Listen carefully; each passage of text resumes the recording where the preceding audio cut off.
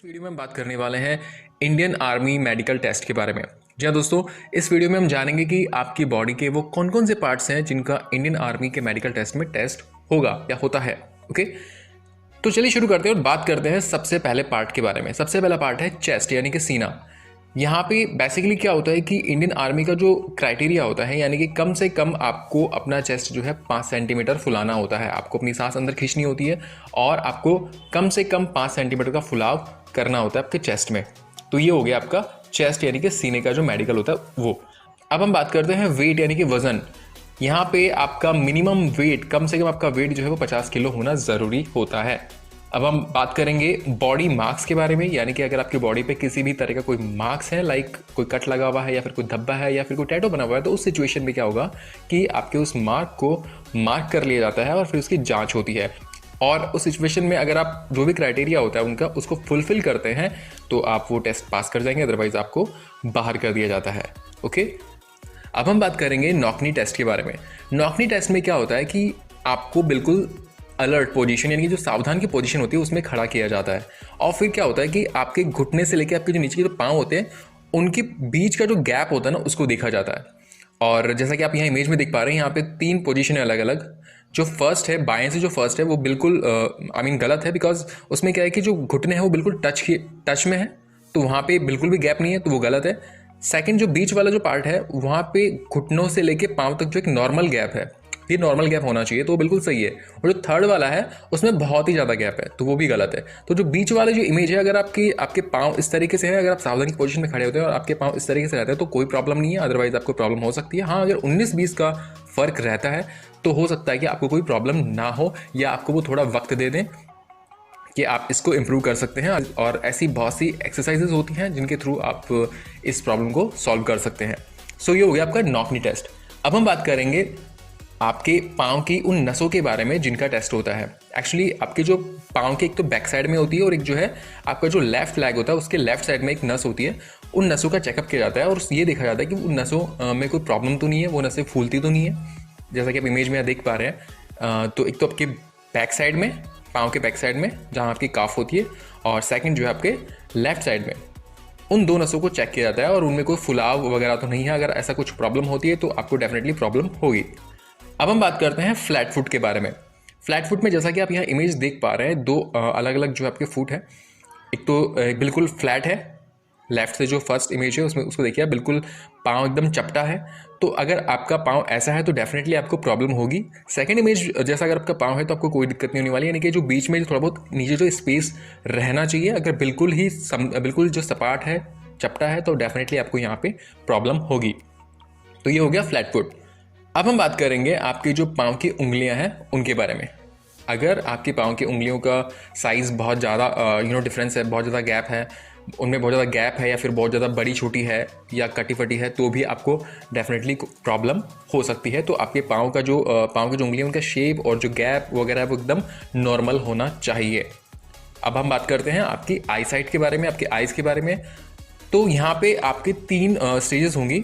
Okay, आई site के अंदर जो फर्स्ट स्टेज है उसमें क्या होता है कि आपकी आंखों के सामने एक पेंसिल होती है और उस पेंसिल को जो है वो लेफ्ट राइट अप डाउन यानी कि लेफ्ट राइट या ऊपर नीचे वो जो है इस पेंसिल को घुमाते हैं आपकी आंखों की पुतली के सामने जो। और आपको क्या होता है कि अगर वो उस पेंसिल को लेफ्ट में लेके जा रहे हैं तो आपको अपनी आंखों की पुतली, जो आपका जो ब्लैक कलर का पार्ट होता है, उसको लेफ्ट में लेके जाना होता है। अगर वो राइट लेके जा रहे हैं तो राइट में लेके जाना होता है। अगर वो अप लेके जा रहे हैं ऊपर तो आपको ऊपर लेके जाना होता है, नीचे लेके जा रहे हैं तो नीचे लेके जाना होता है। इस सिचुएशन में आपको अपनी जो नेक यानी कि जो आपकी गर्दन है उसको मूव नहीं करना है, आपको सिंपली आपको जो अपनी आंखों के अंदर का जो ब्लैक कलर का पार्ट है उसको मूव करना होता है, आपको अपनी गर्दन को मूव करना नहीं होता है। तो ये हो गया आपका आई साइट यानी कि जो आंखों का जो चेकअप होता है उसके अंदर पहला पार्ट, जिसमें कि आपको पेंसिल आपकी आंखों के सामने रख के जो है उसको घुमाया जाता है ऊपर नीचे दाएं बाएं, और आपको उसी के हिसाब से जो है अपनी आंखों के जो ब्लैक कलर का पार्ट होता है उसको दाएं बाएं ऊपर नीचे करना होता है। अब बात करते हैं हम आंखों का जो टेस्ट होता है उसमें सेकंड जो आपका कैटेगरी होता है उसमें क्या होता है कि आपकी दूर की और पास की नज़र को चेक किया जाता है। और इसमें जैसा कि आप इमेज में देख पा रहे हैं कि अलग अलग साइज़ के टेक्स्ट लिखे हुए होते हैं और आपको वो रीड करने होते हैं।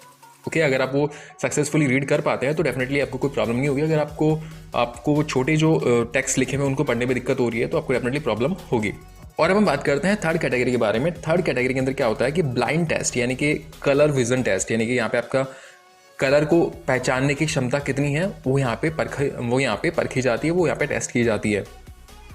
इसमें क्या होता है, जैसा कि आप यहाँ इमेज देख पा रहे हैं, एक सर्कल है और उसमें कुछ टेक्स्ट लिखा हुआ है, ओके, और आपको वो टेक्स्ट जो लिखा हुआ है उसको पहचानना होता है, और ये टेक्स्ट जो है अलग अलग हो सकता है, ओके। अगर आप ये टेक्स्ट ईजी वे में पहचान पा रहे हैं, अगर पहचान पाते हैं तो कोई प्रॉब्लम नहीं होगी, अदरवाइज आपको प्रॉब्लम हो सकती है। तो ये हो गई आपकी आईसाइट, यानी कि आपकी आंखों का टेस्ट इस तरीके से होता है। इसमें 3 अलग अलग स्टेप्स होते हैं। एक तो जो है पेंसिल आपकी आंखों के सामने लाके जो इसको ऊपर नीचे दाएं बाएं घुमाया जाता है। सेकंड जो है यहाँ पे आपकी दूर की नज़र और पास की नज़र को चेक किया जाता है अलग अलग टेक्स्ट की साइज़ के हिसाब से। थर्ड जो होता है वो ब्लाइंड टेस्ट यानी कि कलर विजन टेस्ट के हिसाब से आपकी आंखों की जाँच की जाती है। अब हम बात करते हैं ईयर टेस्ट, यानी कि आपके जो कान का जो टेस्ट होता है उसके बारे में। कान के टेस्ट के अंदर क्या होता है कि आपका जो सुनने की क्षमता होती है उसको टेस्ट किया जाता है। यहाँ पे आपके कान में किसी भी तरह के कोई भी फोड़ा या फुंसी नहीं होना चाहिए, कोई गंदगी नहीं होनी चाहिए, एकदम साफ़ सुथरे कान होने चाहिए, और आपका जो कान का जो पर्दा होता है वो भी एकदम उसमें कोई छेद वगैरह नहीं होना चाहिए, बिल्कुल सही होना चाहिए। और साथ ही जो है यहाँ पे मशीन के थ्रू भी आपका कान का टेस्ट किया जाता है। तो इस तरीके से आपका कान का टेस्ट होता है। और हम बात करेंगे अब नोज़ यानी कि आपके नाक के टेस्ट के बारे में। तो नाक में आपको जो नाक की जो हड्डी होती है उसको चेक किया जाता है कि वो कहीं से क्रैक तो नहीं है, उसमें कोई प्रॉब्लम तो नहीं है। तो ये हो गया आपका नाक का टेस्ट। इसके अलावा आपका यहाँ पे दांतों का टेस्ट भी होता है। दांतों के अंदर मतलब आपके दांतों में कोई कीड़ा तो नहीं लगा हुआ है ना, या फिर वो बहुत ज़्यादा पीले तो नहीं है ना, और वो कोई सड़े गले या फिर टूटे फूटे तो नहीं है, या फिर ऐसा नहीं कि मतलब बहुत ज़्यादा दांत निकले हुए हैं या फिर अंदर के साइड में। अगर नॉर्मल प्रॉब्लम, माइनर प्रॉब्लम है तो चलेगा, ऐसा कुछ नहीं। बट ऐसा नहीं बहुत ही ज़्यादा दांत आगे निकले हुए या अंदर के साइड में या फिर बहुत ज़्यादा पीले हैं तो डेफिनेटली आपको प्रॉब्लम होगी। तो जिनके दांत एकदम सही हैं, लाइक शेप सही है और दांतों का रंग भी ठीक है, तो कोई प्रॉब्लम नहीं होनी है, ओके। तो ये हो गया आपका टीथ यानी कि दांतों का टेस्ट। इसके अलावा यहाँ पे आपका हार्ट का टेस्ट होता है। इसमें आपकी हार्ट बीट को चेक किया जाता है, आपकी जो धड़कन है उसको चेक किया जाता है कि आपकी धड़कन एकदम सही चल रही ना, ऐसा तो नहीं कि मतलब बहुत कम या फिर बहुत ज़्यादा हो रही है, तो उस सिचुएशन में आपको प्रॉब्लम हो सकती है। एकदम आपकी जो नॉर्मल हार्ट बीट होती है वो हार्ट बीट रहनी चाहिए। इसके अलावा आपका ब्लड प्रेशर चेक किया जाता है। ऐसा तो नहीं कि मतलब आपका ब्लड प्रेशर बहुत ज़्यादा हाई है या फिर बहुत ज़्यादा लो है, तो ये भी एकदम नॉर्मल रहना चाहिए। और इसके अलावा यहाँ पे आपका यूरिन टेस्ट भी किया जाता है। अब हम बात करेंगे पाम टेस्ट के बारे में। पाम यानी कि हथेली। हथेली के टेस्ट में क्या होता है कि आपकी हथेली में अगर बहुत पसीना आता है तो डेफिनेटली आपको प्रॉब्लम होगी और आप डेफिनेटली इंडियन आर्मी ज्वाइन नहीं कर पाएंगे। तो हम तो आपको यहाँ पे यही सजेस्ट करेंगे कि ये मेडिकल टेस्ट देने से पहले अगर आपको लगता है कि आपकी हथेली में पसीना वगैरह आते हैं तो आप इसका अच्छे से ट्रीटमेंट ले लीजिए, उसके बाद ही आप मेडिकल के लिए जाएँ। अब हम बात करेंगे अंडकोश वृद्धि के बारे में। अंडकोश वृद्धि में ये टेस्ट किया जाता है कि आपके जो अंडकोश हैं उनकी जो साइज़ है वो एकदम नॉर्मल होनी चाहिए। ऐसा तो नहीं कि मतलब एक अंडकोश जो है ज़्यादा बड़ा है या फिर एक छोटा है या फिर मतलब बहुत ज़्यादा लटके हुए हैं, तो ऐसा नहीं होना चाहिए। एकदम नॉर्मल शेप में होनी चाहिए, एकदम नॉर्मल साइज़ में होनी चाहिए, उनमें कोई प्रॉब्लम नहीं होनी चाहिए। अगर ऐसा है तो कोई दिक्कत नहीं है, आप उस टेस्ट को क्लियर कर लेंगे, अदरवाइज़ आपको प्रॉब्लम हो सकती है।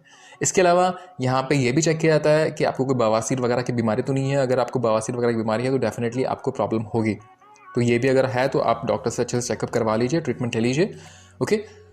उम्मीद करते हैं कि ये वीडियो आपको पसंद आया होगा। अगर वीडियो पसंद आया हो तो प्लीज़ इस वीडियो को लाइक कीजिए, शेयर कीजिए, और अगर आप हमारे चैनल पर पहली बार आए तो प्लीज़ हमारे चैनल को सब्सक्राइब करना ना भूलें। So thank you for watching our video. Thank you.